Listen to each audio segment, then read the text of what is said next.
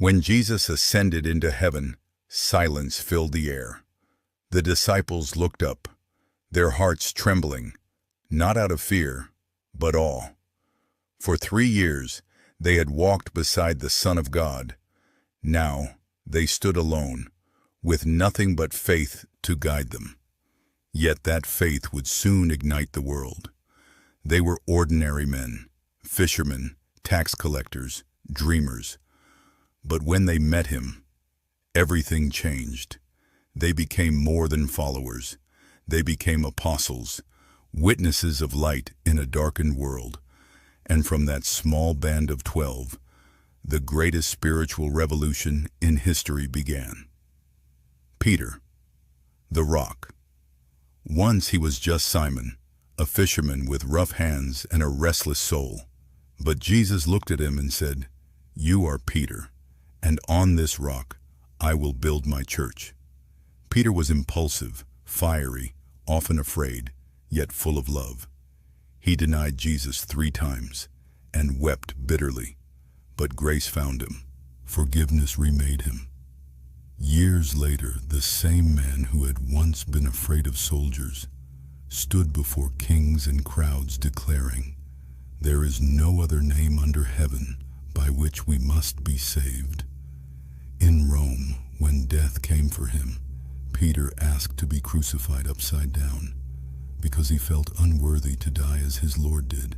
From weakness came strength. From fear came faith. John, the beloved. John was different, quiet, tender-hearted, the one who leaned on Jesus' shoulder at the Last Supper. He saw love where others saw power. He spoke of light where others saw law. While the others died for their faith, John lived to tell it. Exiled on the island of Patmos, his eyes saw the heavens open, and he wrote the words that would echo through eternity. In the beginning was the Word, and the Word was with God, and the Word was God. John's message was simple, yet eternal. Love is the heartbeat of heaven, and whoever abides in love abides in God. They were not heroes when they began. They were just men who decided to believe, and that decision changed everything. The message of Christ spread like fire carried by the wind. But behind that fire were men whose hearts had already been tested in the storm. James, the son of thunder. James, the brother of John, was not gentle by nature. He was bold, fierce, his temper burning like the desert sun. But Jesus saw in him not anger, but passion, a heart that, once refined by love, could roar for heaven. James preached fearlessly in Jerusalem. He was the first of the 12 to be martyred. When the sword came for him, he did not hide. He faced it with the same fire that once made him impatient. But now, that fire burned for God, and his death became the spark that strengthened the faith of many. Andrew, the bringer. Andrew lived to bring others to Christ. He was the first to follow Jesus, and the first to say, "Come and see." He found joy not in fame, but in invitation. While others sought the spotlight, Andrew sought the lost. He traveled north and east, preaching in humble towns and fishing villages. When they took him to be crucified, Andrew looked at the cross and whispered, "I have long desired this hour." And so, on an X-shaped cross, he gave his life, smiling. Because for him, dying for Christ was not tragedy, it was reunion. Thomas, the doubter who believed. Thomas wanted truth, not stories. He needed to see, to touch, to know, and for that, many remember him as the doubter. But when the risen Jesus stood before him and said, "Touch my hands and believe," Thomas fell to his knees and whispered, "My Lord and my God." That moment changed him forever. He traveled farther than any of the 12, to India, spreading the name of Jesus among people who had never heard his voice. He died pierced by a spear, but his faith had already pierced the world. Philip, the questioner. Philip's heart was simple, honest, curious. He asked questions others were afraid to ask. When Jesus said, "Feed the 5,000," Philip asked, "Where will we find enough bread?" But Jesus loved him for that honesty. Later, Philip learned the truth, that faith does not begin with answers, but with trust. He preached in Syria and Asia Minor, where he too met death on a cross. Yet his final words were of hope, for the God he once questioned had become the God he trusted completely. Matthew, the redeemed. Once he was a tax collector, despised, rejected, lost. But Jesus saw more than a sinner sitting at a table of coins. He saw a storyteller, a witness.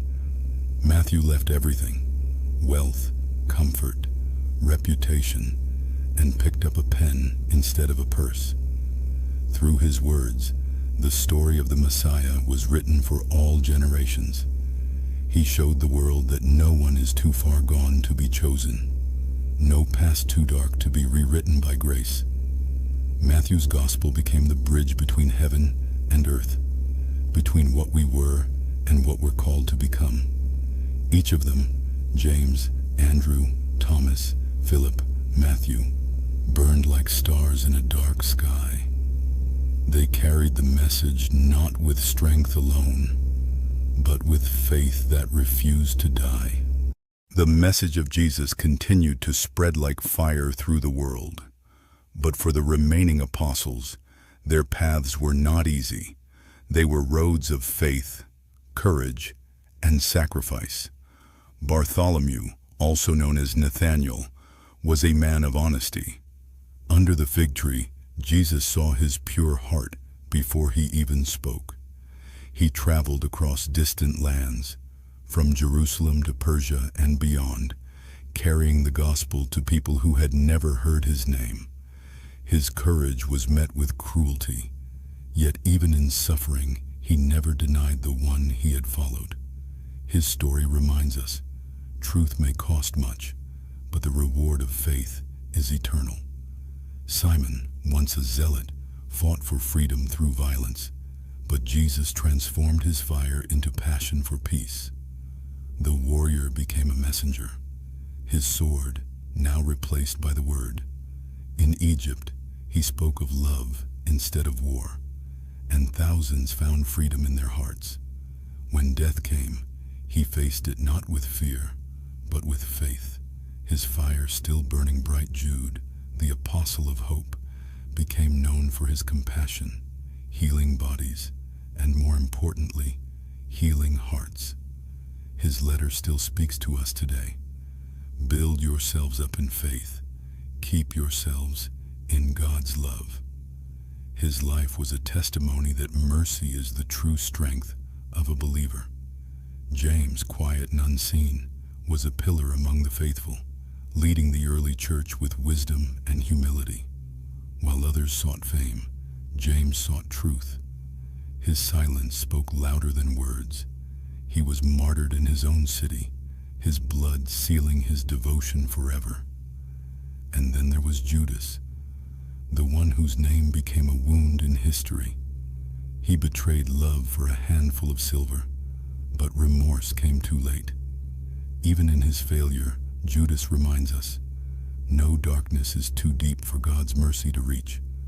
One by one they fell, yet through their sacrifice, faith only grew stronger. From Jerusalem to Rome, from India to Africa, their message became a river that never stopped flowing. And now, their story reaches you, their courage, their love, their purpose. It lives on in every heart that dares to believe. So what about you? What purpose burns within you waiting to rise? His story of the apostles never ended. It continues in you.